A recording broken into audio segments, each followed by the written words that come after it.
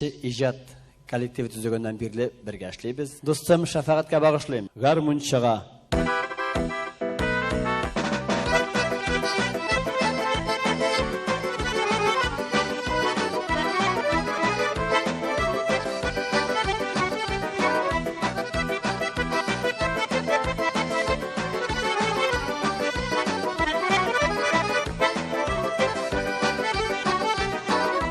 Parmakları bilen huya garmun tillerin sanay.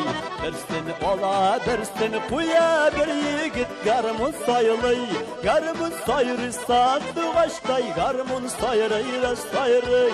Kiyinikiye yalgı yalgı bir yigit garmun sayılay. Garmun sayırsan dıvaştay garmun sayırayla sayıray. Kiyinikiye yalgı yalgı şafaqat garmun sayılay.